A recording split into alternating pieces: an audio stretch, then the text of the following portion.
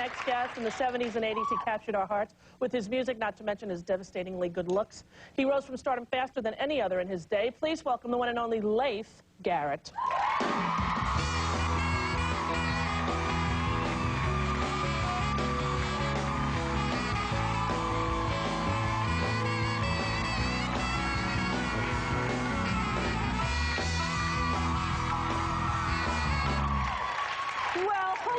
Leif Garrett. Hello, how are you? I just want to say first, up front, I've been calling you Leif Garrett for 26 years. I know, you naughty, naughty thing.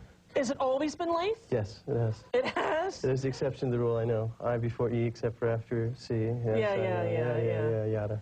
But it's always been, so yes. I've just always been wrong. Yes. All right, so Leif, I'm at home watching. But I've heard everything, believe me. What else? Life, loof, words I can't say.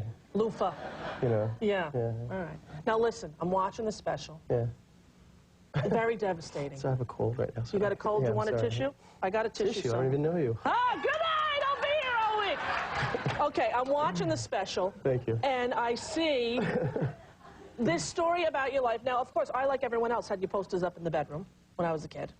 I was thinking, what's so funny about that? It embarrasses me still. I don't know. It's really weird. Is it really? Yeah, I don't know. Yeah. You, David Cassidy to me, Sean Cassidy, Davy Jones really? even, I enjoyed. Oh, well. Yeah. Now I'm bumsy. And what do you mean? I mean, you had other people besides me? Oh, not just you. Come on, Leif. Leif. Okay. I had, you know, I had a wide assortment of tastes. I had a whole range just in case one of you were busy. You know, at night I'd decide who to kiss goodnight. Bobby Sherman, too. I'd be like, who should I kiss goodnight? And I'd go over to the poster and kiss really? it. Yeah, really. That's cool. So I'm watching VH1 and I see it's you, so I stop, right? Thinking, all right, what's been going on with him? Right. The most devastating story I've ever heard. So you have all of this success, and you were not happy. By the way, before we get into that, this desk has got to go. This is the worst shot I've ever seen. This is terrible. You look pretty cute there. there. Put a nice shot. What do you mean? I'm pretty sure that's the one I had up in my bedroom. What's the matter with that? What is that? Come on. Were you stoned in that photo shoot? I don't know. I think I might have been too young, but... No, you didn't get into drugs until after this, right? Right, I hope, yeah. Good, because don't let me think that. No. It wasn't much later. All right, now so tell everybody the story for people who didn't see it. So you have all this success, and you're not really happy because you're not doing the kind of music you want to do. Well, that was one aspect.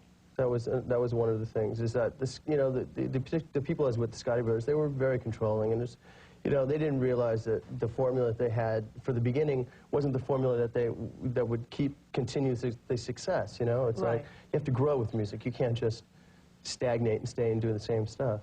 So you wanted to sort of change and move directions, become more into rock, and they were very hesitant to let you do that. Yeah. And it threw you into a tailspin. Really? Basically, yeah. Yeah, I mean, it was like, you know, hey, kid, we made you, you're nothing, you know, shut up, you know. And so you got seriously into drugs at what age? God, probably, you know, like 18 or something like that. I started, you know, smoke pot and stuff like that. Right. But everything leads to another, you know, and it wasn't until much later that, you know, I got into the serious stuff. Don't get into the serious stuff, guys. Don't get into anything. You're not kidding. If you watch this special, no one will ever... You should watch it because it shows the devastating effects that all drugs have on people. It's true. So then you're in a car accident. You're with your best friend. This is the part of the special that really made me cry. Leif. I keep saying Leif.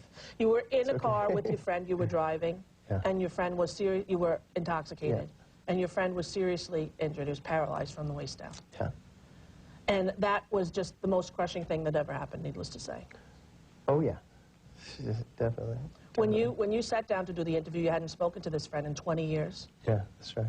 And you didn't know where he was or anything? No, we lost contact with each other completely. And that was because there was a legal battle that ensued? Yeah, the attorneys basically split us up. You know, we'd come to an agreement, but they said, no, that's not enough, and that's not going to work. So they sat down at the interview and they said, we found your friend. Did you know that they had found your friend? No. What was the feeling when they said that? I don't know. I don't know that I can describe it. It was a lot of emotions. It was a lot of everything, you know, rushing in at once. I basically, I don't know. I couldn't deal. I certainly didn't want to deal with it on camera. So I got up and I walked away. But it was pretty radical. I don't even know now that I've even digested all of it completely. So for 20 years you had carried sort of the burden of ruining this man's life, your good friend. And then you have the courage to go and meet him after they find him. And he tells you something that surprised you. What does he tell you? Well, when he told me that I actually saved his life, that was pretty, that was amazing. That was really amazing. And how did he said you saved his life in what way? Well, he basically said that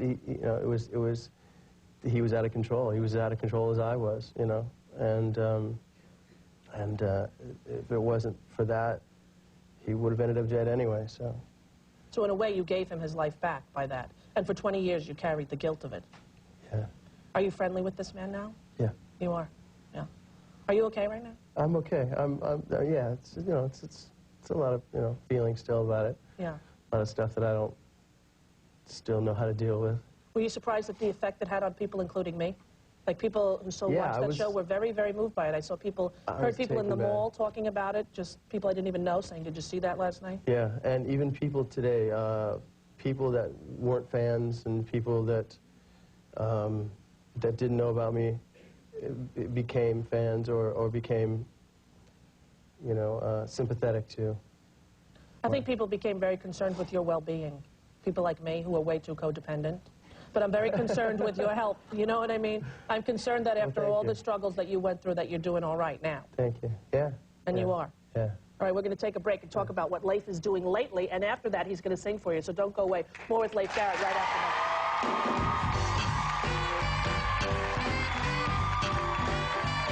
this. Still ahead from Felicity, Scott Foley.